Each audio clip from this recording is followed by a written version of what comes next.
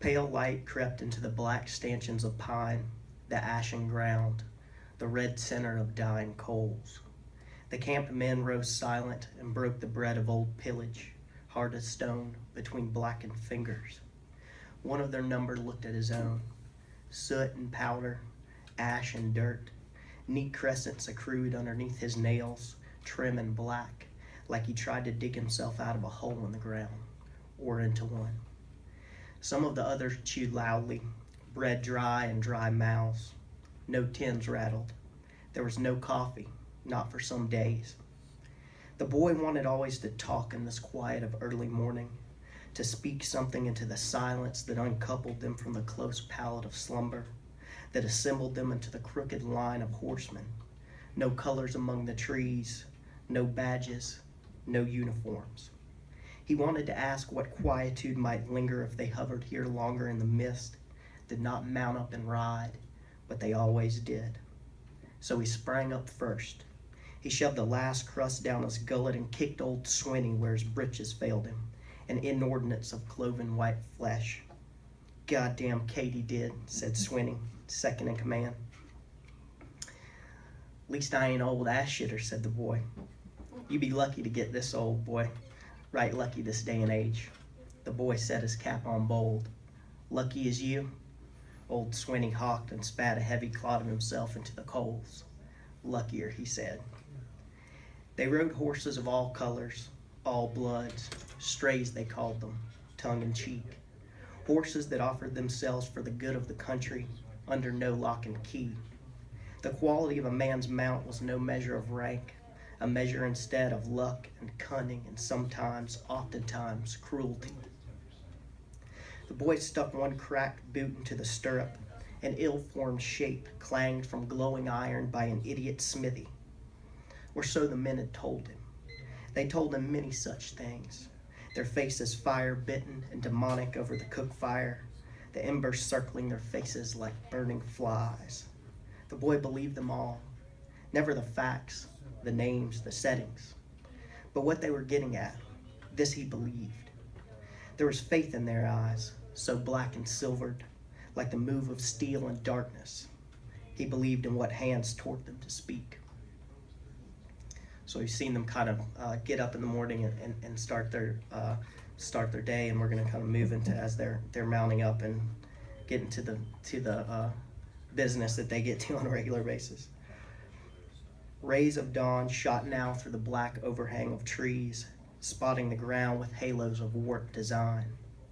The rest of the men slung themselves into their saddles, a cadre of stiff-jointed grunts, and some of the men stopped their horses unawares. The boy saw them go luminous among the black woods, specter-like, like men elected to sainthood, faces skull-gone, mouths hidden in the gnarled bush of their beards, showing only their teeth. The equipage of war hung by leather belts, pistols and knives and back-slung scatterguns of all gauges. This hardened miscellany jolted and clanked as their horses tapered into the long, irregular file of their occupation. They rode the forest until the white face of the sun hung right above them, and the insects clouded so meanly men soiled their cheeks and foreheads with dirt and ash. The horses flicked the mosquitoes from their rumps with their tails. The skin of man and animal both grew spattered with spots of dried blood. They rode into a verge of a small green valley of sparse trees. There was a farmhouse down there, a barn. Out of habit, they stopped for lunch, so there was little to drink and less to eat. They stopped within the cover of the trees, so as not to be seen from the valley below.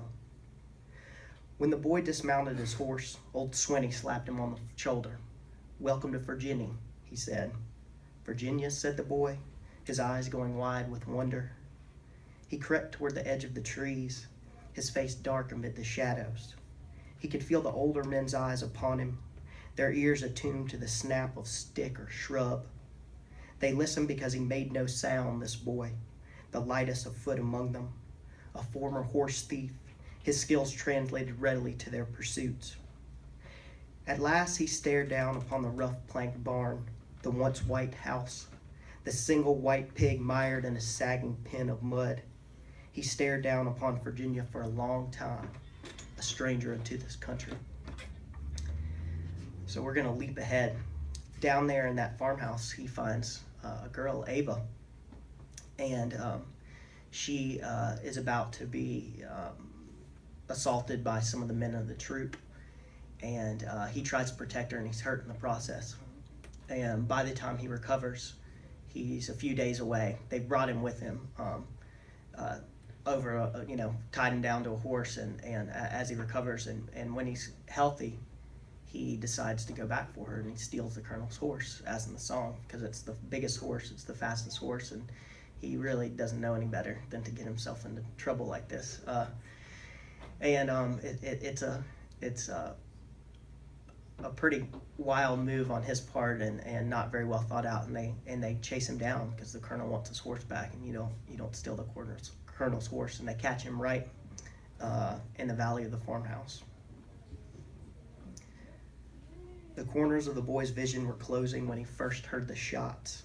There were plenty after that, whoops and screams, ambush, then silence. Sometime later he found other men around him, strangers, these in uniform, gray or blue he could not tell. They asked him who he fought for and what company and what name. Their breath was rancid, their words quick. He could not answer them. They asked him how he came by such a horse and was it not stolen. They asked him whether he was a deserter or a bounty jumper or a coward or a foreigner, and he could not tell them. They told him the men they just killed had died killing him, and they could only honor the dead by carrying out their final wishes. They said they did not want to waste another bullet. They rode him up onto the ridge where he'd first looked down upon this valley, this state. They slung a rope over a heavy limb and sat him on the horse he'd stolen and slid the noose over his bare neck. There were 3 of them. He did not fight. Below him, the forest glimmered fire-like in the last rays of sun, colors as brightly varied as the coat he wore. He could hardly swallow for the snugness of the rope. He looked down at his Ava, a white cutout in the black upper window, and he was sorry she would remember him this way. He looked down upon that whole country, so pretty in the fall, in the season of blood and gold, and he was no longer a stranger unto the land. So I'm going to end it right there. That's not quite the end.